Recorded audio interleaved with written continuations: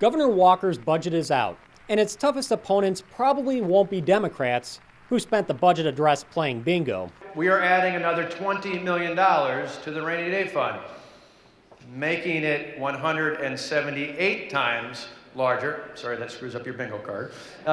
No, the governor's toughest critic will most likely be fellow Republican Assembly Speaker Robin Vos. Just because he's the governor doesn't mean that we just salute.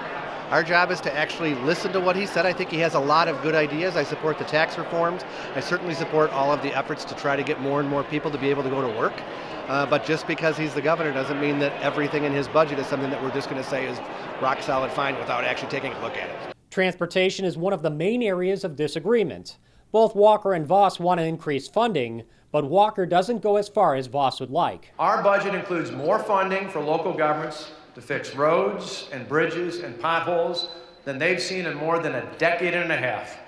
It also includes the largest amount ever for the rehabilitation of state highways. It sounds like Governor Walker just took what the DOT proposed, which is a whole lot of credit card spending and a whole lot of things that are just pushed off into the future, and we really haven't addressed that. So I am very optimistic that the legislature, now that we've seen Governor Walker's plan, has a chance to put our own stamp of approval on it and find a way to actually solve the long-term transportation funding deficit. Whatever plan the legislature has for transportation, Governor Walker has made it clear he won't support a gas tax or fee hike. Now is not the time to raise taxes. We should not raise taxes on farmers and manufacturers. We should not raise the income tax. We should not raise the gas tax. I think it's definitely possible that we are going to look at a gas tax. We're going to look at registration fee increases. We're going to look at tolling. It is not responsible for us to just continue to kick the can down the road and put more and more spending on the state's credit card. University of Wisconsin funding is another wedge. I am proud to announce our budget reduces tuition for undergraduates from Wisconsin by 5% at all UW campuses. I fully support Governor Walker's plan to invest in the UW system. I do not support his plan to cut tuition.